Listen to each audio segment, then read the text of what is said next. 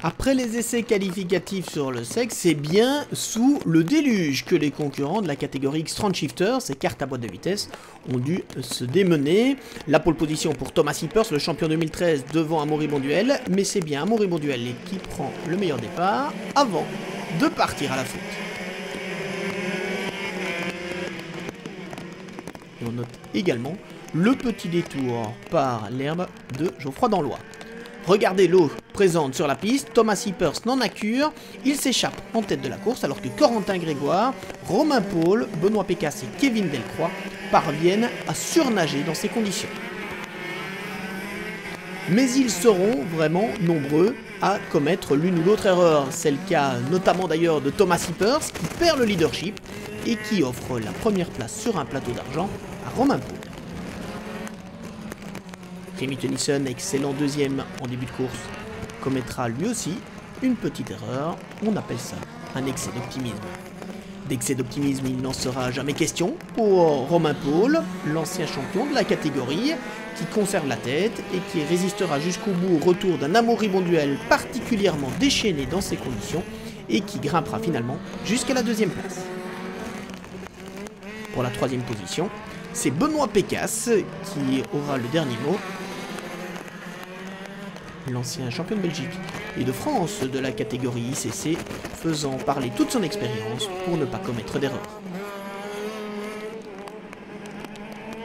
Alors que Romain Paul et Amaury Bonduel continuent de se jouer des éléments, on note également la très belle course de Maxime Tombeur qui terminera à 4e de cette première manche sans avoir commis la moindre erreur. Derrière lui, Kevin Delcroix, 5e là à l'image, va se faire doubler par Rémi Tennyson qui marque ainsi des points importants pour le championnat. Mais pour la victoire, c'est donc Romain Paul qui l'emporte face à Amaury Bonduel.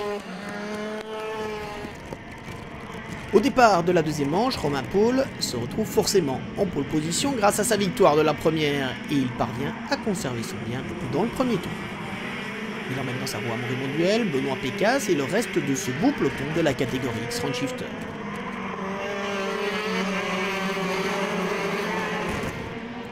Une petite erreur de Romain Paul qui freine un peu trop tard à l'épingle permet à Amaury Bonduel de prendre la tête.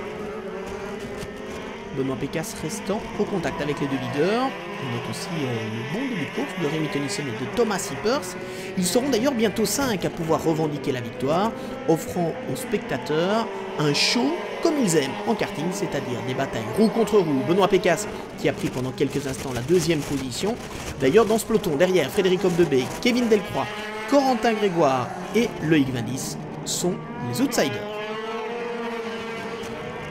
En tête de la course, Romain Paul passe à l'offensive, il a doublé Benoît Pécasse et il est prêt à attaquer Amaury Bonduel lorsque malheureusement il est victime d'un problème mécanique. C'est l'abandon pour Romain, le troisième déjà cette saison. 3 victoires et 3 abandons, voilà qui ne fait pas ses affaires au championnat. Ça fait par contre les affaires d'Amaury Bonduel et Benoît Pécasse qui vont de nouveau engranger des points importants avec la victoire et la deuxième position. Ce sera d'ailleurs aussi le classement du jour. Bonduel Pécasse devant Tennyson et Romain Paul. Ouais, c'est très bien passé. La première manche, je pars deuxième.